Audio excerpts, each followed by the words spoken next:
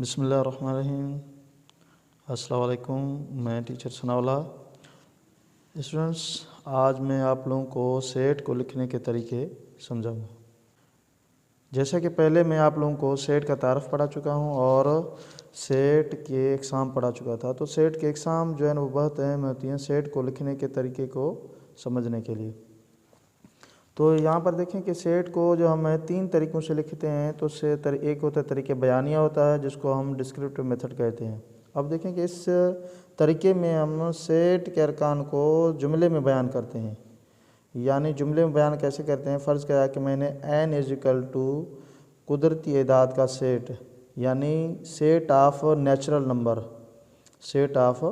Number. और इसी तरह तरीक़े इंदराज जो है वो सेट को हम लिखते हैं तो इसको इंग्लिश में हम कहते हैं कि टेबुलर मेथड। और इस तरीके में सेट के अरकान को दरमियान ब्रैकेट के अंदर लिखा जाता है। तो हम अब जानते हैं कि ये जो है कुदरती एदाद सेट है वो बयानिया लिखा हुआ है और इसको हमने क्या किया है कि इंदराज किया है। अब ये कुदरती एदाद का सेट है, यानी कुदरती एदाद क्या है हमारे पास, वो ये है। जब इनको 1 2 3 4 5 को जब हम ब्रैकेट के अंदर लिख देंगे तो हम कहेंगे कि ये क्या है, कुदरती एदाद का सेट है। कि हम कुदरती एदाद का सेट इसको इसीलिए कहते हैं क्योंकि ये जो अरकान हैं, जो मेंबर्स हैं, ये जो है ताल्लुक़ रखते हैं किससे, कुदरती एदाद सेट से। तो इसीलिए हम इसको n से यानी कि कुदरती एदाद कहते हैं।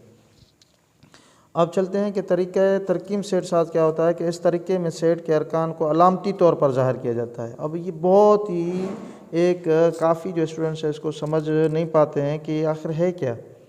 तो देखें, इससे पहले मैं कुछ चीज़ें आप लोगों को वाज़ेह कर दूं कि यहाँ पर जो अलामात लिखी हुई हैं कि इन अलामात के बारे में बता दूं कि इसका मतलब है ऐसे जो है वो जो हमारे पास अलामत इसको हम कहेंगे से बड़ा है, और इससे जो है वो इस तरह जो है उसको हम कहेंगे इससे छोटा है, और बराबर है या इसको हम कहते हैं बराबर है, और इसको हम कहते हैं इस अलामत को ऐसे जो हमारे पास ये इस तरह वर्टिकल लिखा हुआ है, उमूदी तो लिखा हुआ है, लकीर लगी हुई है, इसको हम कहेंगे जबकि, और इसको हम कहेंगे ताल्लुक़ रखता है।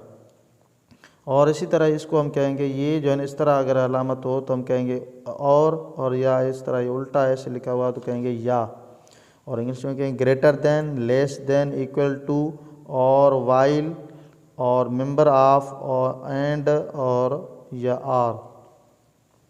अब देखें कि हम जो है सेट बिल्डर नोटेशन को लिखने के लिए यहाँ पर मैं आप लोगों को एक चीज़ क्लियर कर दूं कि ये जो x होता है जो हम लिखते हैं, तो ये x का मतलब होता है कि ये जो है सेट के अरकान की हमें जो है वो मालूमात देता है, सेट के अरकान की मालूमात देता है। ये हमें सेट के अरकान की मालूमात देता है कि सेट जो है वो किस से ताल्लुक़ रख रहे हैं। तो हम देखें मिसाल के तौर पर इसको मैं जब बयान करूँगा तो कैसे करूँगा कि n = यहाँ पर लिखूँगा कि x, जबकि x यानी जो सेट के अरकान हैं, जबकि सेट के अरकान ताल्लुक़ रखते हैं किस से ताल्लुक़ रखते हैं, नेचुरल नंबर से ताल्लुक़ रखते हैं। तो ऐसी फॉर्म हमारे लिए क्या हो जाती है, सेट बिल्डर फॉर्म हो जाती है। दूसरे भी तरीके होते हैं, वो कौन से होते हैं कि मिसाल के तौर पर एक जो है वो सेट हमने यहाँ पर दर्ज करता हूँ, मैं एक सेट यहाँ पर दर्ज करता हूँ कि वो है ए सेट है, कोई भी सेट है, और यहाँ पर मैंने इसको दर्ज किया तो मैंने लिखा 3 6 9 और 12। अगर इस तरह का सेट आ जाता है तो ये आप लोग देखेंगे कि ये सेट किस तरह इसको ज़ाहिर करेंगे।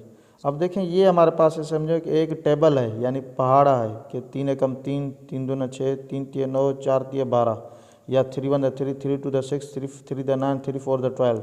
तो यहाँ पर इसको हम कैसे ज़ाहिर करेंगे, यूँ ज़ाहिर करेंगे कि इधर आप लोग इसको यूँ ज़ाहिर करेंगे कि 3x जबकि x। अब इसका मतलब क्या है कि x और 3 आपस में ज़रब हो रहे हैं, तो इसका मतलब क्या हुआ कि ये आपस में मल्टीपल यानी कि मल्टीप्लाई हो रहे हैं। तो हम यहाँ पर लिखेंगे कि अब x कोई अननोन वैल्यू है, और अब हम कहेंगे कि x कोई अननोन वैल्यू है, यानी ये किसी दूसरे अरकान से ताल्लुक़ रखता है, यानी x जिसके साथ मल्टीप्लाई हो रहा है यानी ज़रब खा रहा है। तो x कोई जो रकम है वो क्या होंगी, वो नामालूम होंगी, यानी कौन से रुकन होंगे, वो किस से ताल्लुक़ रखेंगे, वो देखते हैं कि x 3x, जबकि x जो है वो ताल्लुक़ रखता है हमारे पास नेचुरल नंबर से। अब आप कहेंगे सर ये नेचुरल नंबर का क्या मतलब होता है, कि नेचुरल नंबर देखें कि ये किस से ज़रब हो रहा है, यानी जब मैं यहाँ पर लिख रहा हूँ कि 3 एकम तो 1 से ज़रब हुआ, फिर 3 को 2 से ज़रब दिया तो 6 आया, और 3 को हम जब 3 से ज़रब दे रहे हैं तो क्या आया हमारे पास 9 आया। जब 3 को हम 4 से ज़रब देंगे तो 3 चौके 12। अब देखें कि ये क्या हो गया हमारे पास, ये हो गया हमारे पास कुदरती एदाद का सेट, यानी कि ये हमारे पास नेचुरल नंबर या कुदरती एदाद हो गए। तो हम कहेंगे कि ये जो थे ये x है, ये यानी ये हमारे पास क्या x है ये, तो इधर लिखेंगे कि x कुदरती एदाद हैं तो 3x, जबकि x जो ताल्लुक़ रखता है n से यानी कुदरती एदाद से। और एक और चीज़ है, और हम ये कहेंगे कि ये एदाद कहाँ तक हैं, तो हम कहेंगे कि ये जो x हैं यानी ये कुदरती एदाद जो सेट हैं वो लेस देन 5 हैं, वो क्या हैं, लेस देन 5 हैं।